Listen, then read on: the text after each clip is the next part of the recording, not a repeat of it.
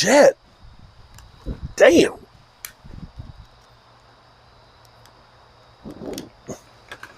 What's up, good people? Mark Holmes here, and as always, I want to say thank you all for watching, commenting, subscribing, and being part of the Joe Boo Sports Report. Without you guys, as well as you ladies, you know that this literally does not work. I was doing a live stream with the Steelers and the Cleveland game, and it was putting me to sleep. It's in the fourth quarter.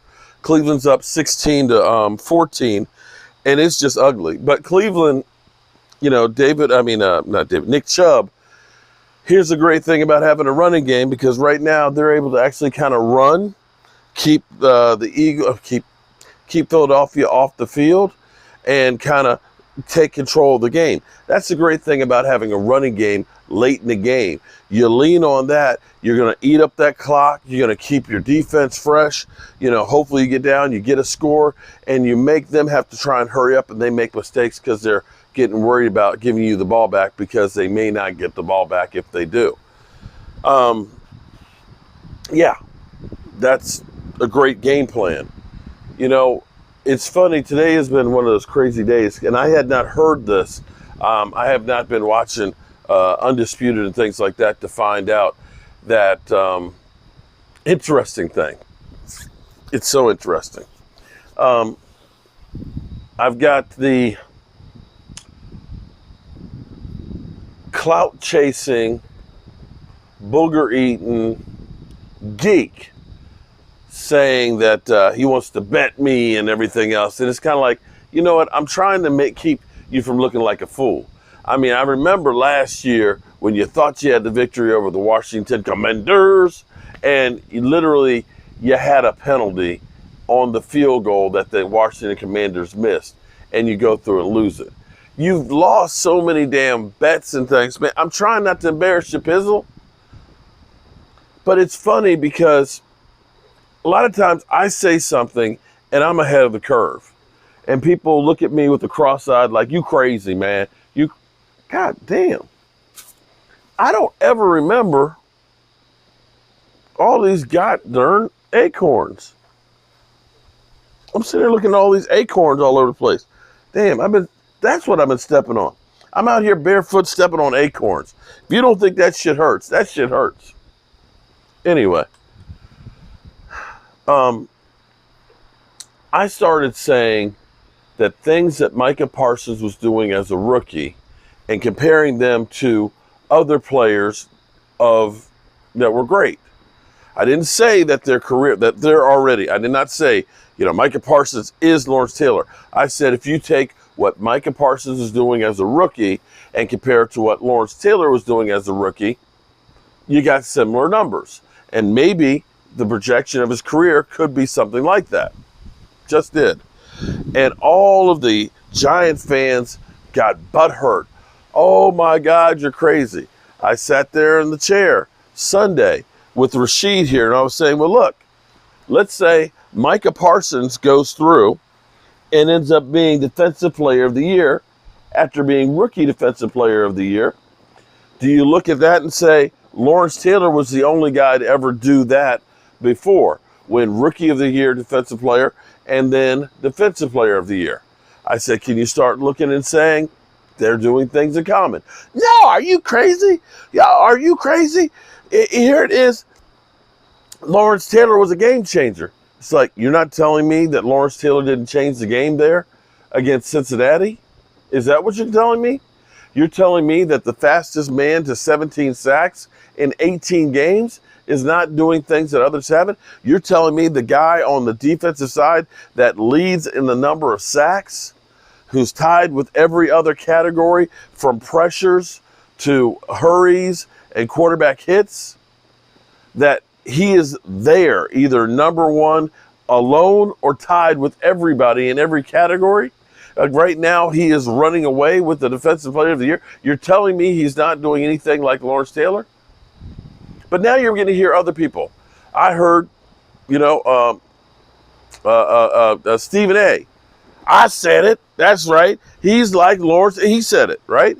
And then you got now on Undisputed, Apparently, we're getting the man himself in New York City, New York City, going to check out Micah Parsons himself.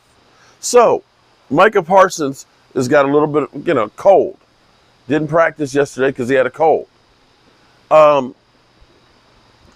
Micah Parsons on the stage in New York, Monday Night Football. The greatest football player, and I'm giving you guys credit. Lawrence Taylor is one of the greatest NFL players in the history of the game. Is coming to see what you got. You ain't telling me that that's not going to give Micah Parsons a little extra oomph to want to show up and show off? Pizzle, no. Pizzle. You in trouble, son. You in trouble. You are in trouble. Micah Parsons is going to come in there, and poor Evan Neal, man, sorry, Pizzle. It might get ugly. It might get ugly on the defensive side. Now, here's the thing that I find funny. Jerry Jones, say what you will about Jerry Jones. Jerry knows how to make money.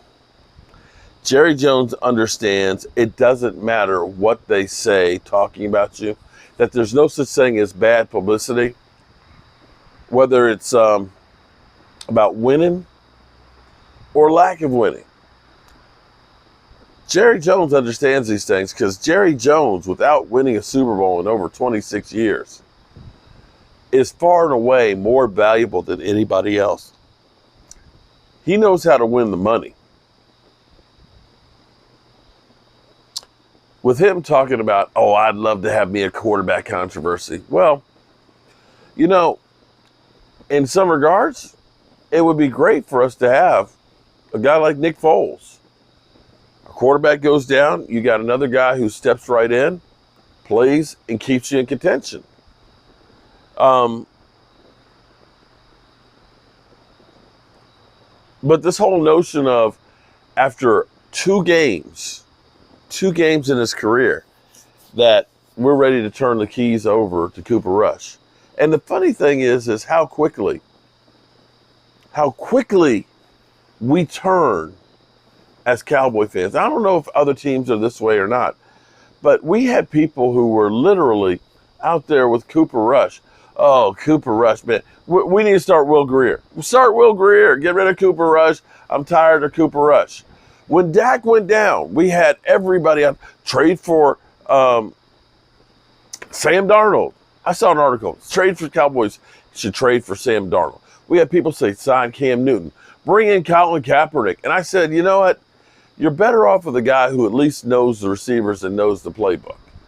Oh, no, Cooper Rush. No, I don't want to see. Now, all of a sudden, and Rush we trust.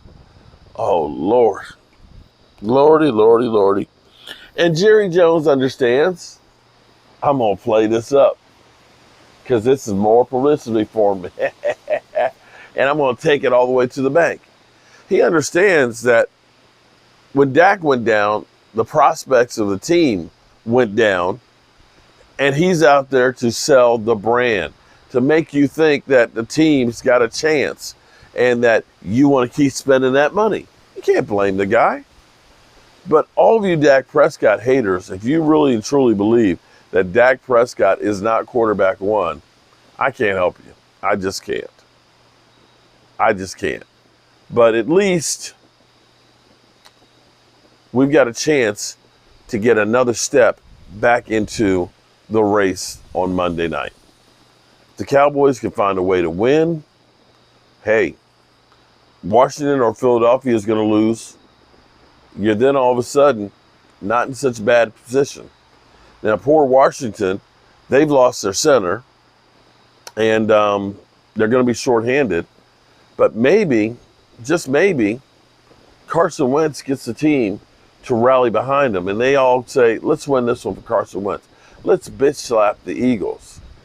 Because I would love for the Eagles to come back down a notch. I would truly love that. Because I get it. You're 2-0. You've made a lot of moves. You've looked good so far, but you know what? It's a long season, guys. And you shouldn't count your chickens before they hatch. Right, Roz? Anyway, I can't believe how quickly it's gotten cold. With the wind blowing, and I don't think, it's got to be in the 50s. And since I'm out here barefoot in shorts like an idiot, I am going to go in here. I'm going to take me a shower, and I'm going to go to bed. I'm going to sleep good tonight. Probably open up the windows, let some of this air just blow in instead of the AC. Well, the AC ain't coming on with it being this cold. But remember, tell the people you love them. Because you might not get the chance again, people. And I love you. Peace out.